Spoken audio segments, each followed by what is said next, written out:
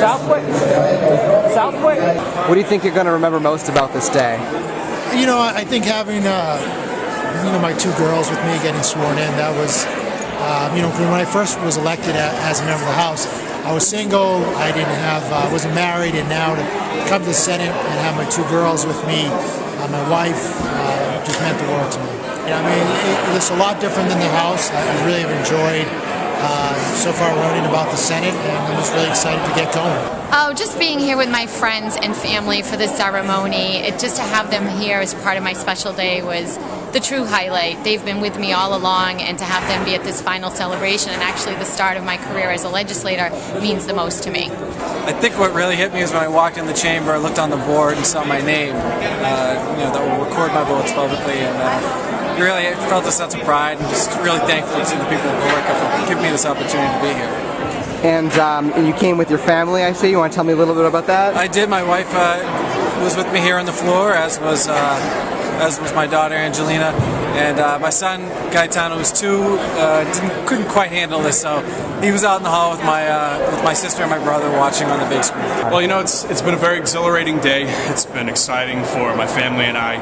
It's a lifetime opportunity to be sworn in to the House of Representatives. Of course, I'm very grateful to my constituents for all of their work and their support in this very long campaign. So, I'm excited to get to work, and I've put forth an agenda that focuses on lower taxes and less spending, smaller government, and putting people back to work.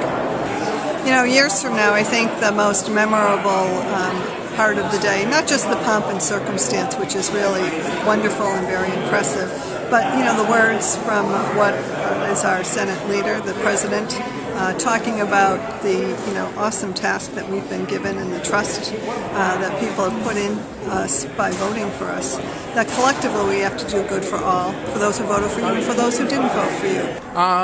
Having my wife and my son next to me, being there in front of my mother, my father, my grandmother, and taking an oath that I take very solemnly as a duty to protect those that can't protect themselves right now.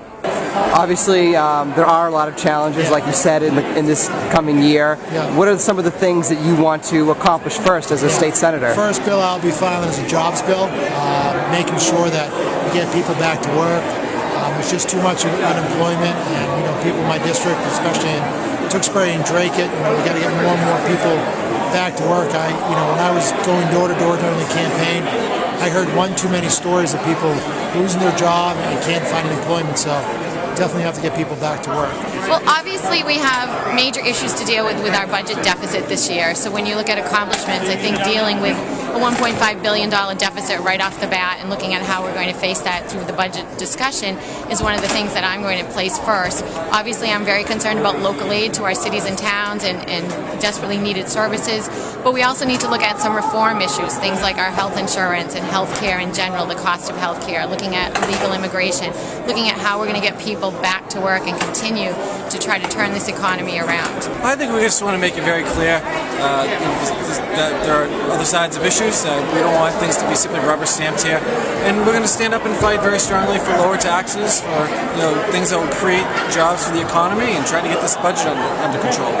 Yeah, I think the Democrats are not happy that there are more Republicans in the House, but look, everyone is here to work together for the common good, for the Commonwealth of Massachusetts, and that's what we're committed to. And I think that a lot of Democrats share the same priorities as Republicans, and we'll see where we can find common ground. And I look forward to getting the work done.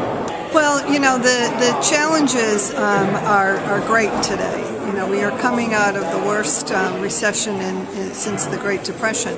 When I first got involved in politics on the City Council, these were challenging times too, but now this recession has hurt everybody. I don't think anybody has been left unscathed by the recession. And so there's a lot that the state government has to do to bring things back, to try and push things forward. And that includes legislation dealing with the high cost of health care, continuing excellence in education, and most importantly, getting people back to work. That's a different climate than when I first got elected back in 1995. 15 years has made a big difference, and people in this state are hurting, and it's incumbent upon all of us, and in particularly the body of the Senate, to do everything we can to make sure we're trying to help people, help business, help the families, and get people back to work. Well, a lot of what we're looking to do is we can frame the debate. To a certain extent, some of our bills that we've presented in the past, one of them is Melissa's bill, which is something I'm looking forward to also supporting that has been stalled for about 10 years, which would be taking a look at career people that are on life sentences and making sure that they stay behind bars to complete their life sentence. Certainly that I think that as the economy has unfortunately soured, some of our ideas are kind of bubbling up and people are kind of warming up to some of our thoughts. So I'm hoping that we can get a little bipartisan support on some issues that maybe have stalled for the last few years. You know, you have a chance right now to address the people of your district. What would you like to say to them? Well, thank you, and I'm honored to have the ability to serve. And it's, I have represented a part of Tewksbury, but I'm excited to represent the whole town, and now Drake-it. I have a special place in my heart for that town, and I'm excited to get going, and I've already had some meetings and ready to go from day one. I certainly first off want to thank them for having the confidence in me to elect me in this position. I won't let them down. Representative Evangelitis did a wonderful job, and I have pledged to continue his constituent service and try to help keep this Massachusetts economy moving forward and fight for affordability in the state. Well, I'm humbled to be here on your behalf. I thank you again for sending me here, and I'm going to work very hard every day to make sure I represent you and make you very proud to have me up here. I just wanted to say thank you for your support. It really means a lot to me. I feel like my heart is with the people of the 17th Essex District. I believe in lower taxes and less spending. I believe in growing the private sector economy and adding jobs that boost the revenues of the Commonwealth, and also that put people back to work. This is what I've focused on for the last couple of years in my public policy career. These are the things that I'm committed to, and I'm excited to get to work. So thank you very much. I want to thank everybody in my district. I appreciate sincerely their support.